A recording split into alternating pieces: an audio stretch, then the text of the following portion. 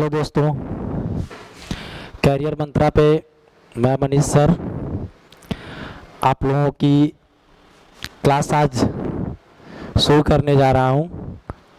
Continuity रहेगी class में और ये कोशिश किया जा रहा है कि अभी हाल के समय में जो एग्ज़ाम होने वाले हैं आपके टीजीटी, पीजीटी या यूपीपीसीएस, आरओ एआरओ का, जीडी का, अभी पुलिस का भी एग्ज़ाम हुआ है।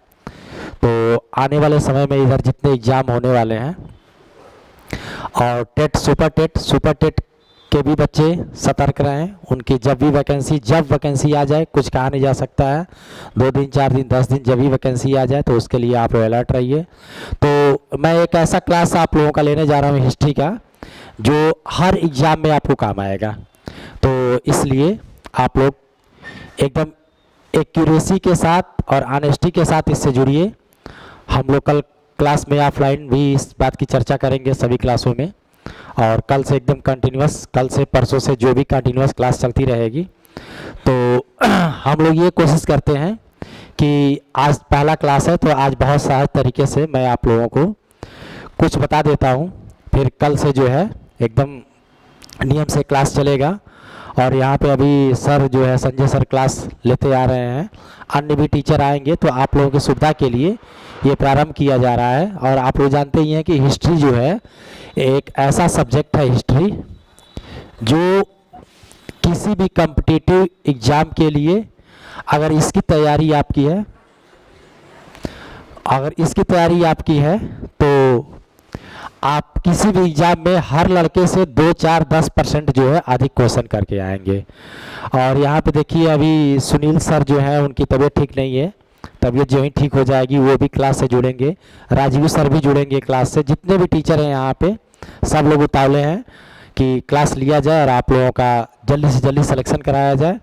सारे टीचर्स कल से परसों से जल्द ही मतलब क्लास वो सारे टीचर्स लेने वाले हैं, और आप लोग ईमानदारी से जुड़िए, कॉपी लेकर बैठिए। तो आज मैं थोड़ा सा आप लोगों को परिचय करा देता हूँ कि मैं ये बताना चाह रहा हूँ कि हिस्ट्री जो है पूरे जीएस का एक बहुत ही महत्वपूर्ण पहलू है, और इससे जो है हर एग्जाम में लगभग 20 से 25% क्वेश्चन आते हैं, कभी तो और संख्या बढ़ जाती है।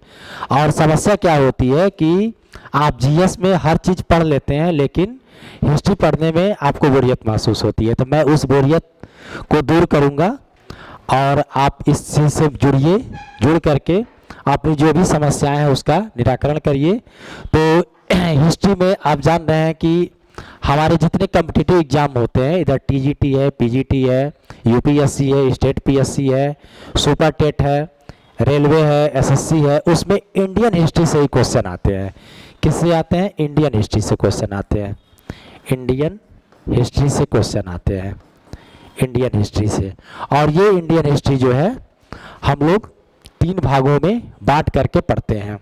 इसमें आप लोग जान ही रहे हैं कि पहला जो है हम लोग एंशिएंट हिस्ट्री पढ़ते हैं, दूसरा जो है मेडुअल हिस्ट्री पढ़ा जाता है, मेडुअल हिस्ट्री, और तीसरा जो है हम मॉडर्न हिस्ट्री पढ़ते हैं, मॉडर्न हिस्ट्री पढ़ते हैं।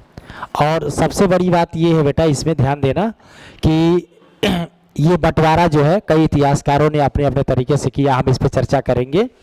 और इसमें एक इतिहासकार थे जिनका नाम था जेम्स मिल एक इतिहासकार थे। उन्होंने इसका बंटवारा जो है धर्मों के हिसाब से किया, कहा कि एंशिएंट हिस्ट्री जो है ये हिंदुओं का इतिहास है, मेडुअल हिस्ट्री जो है ये इस्लाम का इतिहास है, और जो मॉडर्न हिस्ट्री है ये ईसाइयों का यानी अंग्रेज़ों का इतिहास है। ऐसा उन्होंने बंटवारा किया है। तो ये आपका हिस्ट्री सारे क्वेश्चन प्रयास किया जाएगा कि आपके एग्जाम में फंस जाए। तो हम जो है थोड़ा सा आपको जो है जो सबसे इम्पॉर्टेंट और पहला टॉपिक होता है हिस्ट्री का, प्राचीन इतिहास का, सैंधव घाटी की सैंधव सभ्यता, उसके बारे में आज थोड़ी सी हम चर्चा कर दे रहे हैं। बाकी कल से नियमित रूप से क्लास लिया जाएगा। तो सैंधव सभ्यता के बारे में हम थोड़ा सा चर्चा आपको कर दे रहे हैं कि सैंधव सभ्यता क्या है, इसमें कैसे कैसे प्रश्न आते हैं, क्या क्या इसमें प्रश्न बन सकता है, इसमें हमें क्या क्या पढ़ना है, क्या क्या छोड़ना है। सिंधु घाटी की सभ्यता जिसे सैंधव सभ्यता कहा जाता है, तो इस सैंधव सभ्यता में हम जो सबसे पहले पढ़ते हैं वो हम ये पढ़ते हैं इसका नामकरण। सैंधव सभ्यता का नामकरण कि सैंधव सभ्यता को किन किन नामों से जाना जाता है। ये प्रश्न हमेशा आता है कि सैंधव सभ्यता को किन किन नामों से जाना जाता है। तो बेटा हुआ क्या कि भारतीय उपमहाद्वीप में, जो भारतीय उपमहाद्वीप था, जैसे आप ये देखिए, ये है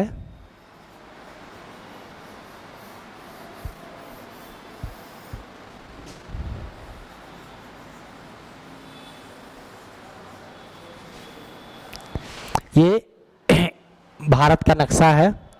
इसमें ये वाला हिस्सा जो है, जो पाकिस्तान के नाम से जाना जाता है, और यहीं से सटा हुआ हिस्सा जो है अफगानिस्तान के नाम से जाना जाता है। और ये आपका इंडिया था, इंडिया। इन्हीं तीनों जगहों पे, इन्हीं तीनों स्थानों पे, इसी को मिलाकर के भारतीय उपमहाद्वीप कहा जाता है। इन्हीं तीनों स्थानों पे सैंधव घाटी की सभ्यता जो है फली फूली, इस तरह से करके, थोड़ा सा गुजरात में भी ऐसे करके फली फूली। तो इसी के बारे में हम लोग देखेंगे कि हुआ क्या कि भारत में जो है बहुत समय पहले जो है सैंधव सभ्यता की खोज हुई, और खोज के बाद बहुत सारे स्थल मिलते गए जहाँ से ऐसे ऐसे औजार मिले, हथियार मिले, आभूषण मिले, कुछ ऐसी दैनिक उपयोग की चीज़ें मिली, जिससे ये पता चला कि इन क्षेत्रों में आज के लगभग 5000 वर्ष पूर्व कोई सभ्यता फली फूली थी। उसी सभ्यता के बारे में हमको बात करना है, कि वही सभ्यता के बारे में हमको जो है आपसे चर्चा करनी है। तो पहले हम ये जानने की कोशिश करेंगे कि इसमें जो प्रश्न आता है वो नामांकरण से संबंधित आता है, नामकरण, कि सैंधव सभ्यता को किन किन नामों से जाना जाता है। पहला प्रश्न हम बहुत शार्ट में कर रहे हैं इसको, कल क्वेश्चन भी लेकर के आएंगे। तो हमें ये जानने की कोशिश करनी है कि सिंधु घाटी की सभ्यता को हम किन किन नामों से जानते हैं। ये प्रश्न जो है हमेशा पूछा जाता है। तो इसमें हम आपको बताने का प्रयास कर रहे हैं कि पहला जो है, इसे प्रथम नगरीय सभ्यता भी कहा जाता है। प्रथम नगरीय सभ्यता, प्रथम नगरीय सभ्यता, ठीक। इसको किस नाम से जाना जाता है? प्रथम नगरीय सभ्यता। यानी हमारे पूरे भारतीय इतिहास में यह पहली सभ्यता थी जो नगरीय थी, और यहाँ पे लिखा है प्रथम। इसका मतलब कि आगे चल करके हम लोगों को द्वितीय नगरीकरण भी पढ़ना है। तो 6ठी शताब्दी ईसा पूर्व में द्वितीय नगरीकरण आया, वो हम लोग देखेंगे आगे। तो इसका पहला नाम जो है सैंधव सभ्यता का प्रथम नगरीय सभ्यता है। दूसरा नाम क्या है इसका? इसी को हम सैंधव सभ्यता भी कहते हैं, सैंधव सभ्यता, सैंधव सभ्यता। इसको सैंधव सभ्यता क्यों कहा जाता है? क्योंकि यह सभ्यता सिंधु और उसकी सहायक नदियों, सिंधु और उसकी सहायक नदियों, सहायक जो नदी थी उसी के आसपास फली फूली थी। इसीलिए इस सभ्यता को सैंधव सभ्यता भी कहा जाता है। क्यों कहा जाता है? क्योंकि यह सभ्यता सिंधु और उसकी सहायक नदियों के आसपास फली फूली। आगे जो है इस सभ्यता को हड़प्पा सभ्यता भी कहा जाता है। क्या कहा जाता है? हड़प्पा सभ्यता। हड़प्पा सभ्यता क्यों कहा जाता है? क्योंकि सबसे पहले हड़प्पा नामक स्थल की ही खोज हुई थी। सबसे पहले हड़प्पा नामक स्थल की खोज हुई थी। इसी के सम्मान में इसको हम हड़प्पा सभ्यता भी कहते हैं। अगला जो सबसे इम्पोर्टेंट प्रश्न है नामकरण में, वो ये है कि इसको कांस्य युगीन सभ्यता भी कहा जाता है। कांस्य युगीन सभ्यता, कांस्य युगीन सभ्यता भी कहा जाता है। क्यों कांस्य युगीन सभ्यता कहा जाता है? इसलिए कहा जाता है कि सैंधववासी या सिंधु सभ्यता के लोग जो थे वो दुनिया के पहले लोग थे जो तांबा, तांबा और टीन को गलाकर, टीन को गलाकर कांसे का निर्माण किए थे। कांसा, कांसा का निर्माण किए थे। ये पहले लोग थे जो धातुओं को गलाने की प्रक्रिया से परिचित थे और इन लोगों ने दो धातुओं को मिला करके क्या बनाया, कांसा बनाया। ये एक अनोखी खोज थी पूरे विश्व के इतिहास के लिए, इसीलिए इसको कांस्य युगीन सभ्यता भी कहा जाता है। तो पहला बेटा इसका नाम क्या है, प्रथम नगरीय सभ्यता। क्यों? क्योंकि यहाँ नगर की सारी विशेषताएं दिखाई देती हैं। दूसरा सिंधु सभ्यता। क्यों? क्योंकि ये सिंधु और उसकी सहायक नदियों के किनारे बसी थी। तीसरा हड़प्पा सभ्यता। क्यों? इसलिए कि हड़प्पा नामक स्थल की पहले खोज की गई। चौथा जो प्रमुख नाम है वो कांस्य युगीन सभ्यता। तो क्यों कहा जाता है, इसलिए कहा जाता है कि ये दुनिया के पहले लोग थे, पूरे दुनिया के, पूरे विश्व इतिहास की मैं बात कर रहा हूँ। ये पहले लोग थे सैंधववासी जिन्होंने तांबा और टिन को मिला करके क्या किया था, कांसे का निर्माण किया था। एक सर्वमान्य और प्रचलित नाम, अंतिम नाम सिंधु घाटी की सभ्यता का है, वो क्या है, सिंधु सरस्वती सभ्यता।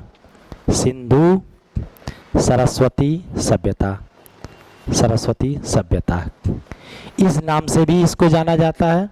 क्यों जाना जाता है? इसलिए जाना जाता है कि जो सिंधु सभ्यता के स्थल मिले हैं वो अधिक से अधिक सिंधु और सरस्वती नदियों के किनारे मिले हैं। अभी एक नया सर्च हुआ है जिसमें ये पता चला है कि लगभग 2800 स्थल की खोज की गई है। कितने स्थलों की खोज की गई है? 2800 स्थलों की खोज की जा चुकी है अभी तक, जो घुमा फिरा के सिंधु और सरस्वती नदी के किनारे बसे हुए थे। तो इसका 5 नाम हो गया। इसी 5 नाम के से यह सभ्यता जानी जाती है। इस सभ्यता की बहुत सारी विशेषता है। जो सबसे पहली विशेषता है वो नगरीय व्यवस्था, यहाँ की नगरीय व्यवस्था है ना। तो इस नगर नियोजन को हम लोग अगले क्लास में पढ़ेंगे। और आज सिर्फ जो है एक डेमो क्लास लेना था मुझे, आप लोगों से अपने आप को परिचित कराना था। कल मैं सारे क्लास में जा कर के बोल दूंगा लड़कों से, सारे लोगों से। अभी शिकायत आएगी, मैं जानता हूँ, यूट्यूब पे सब लोग लड़के व्हाट्सएप पे लिख के भेजेंगे सर आप टाइम नहीं बताए थे, तो ये कल से शिकायत नहीं रहेगी।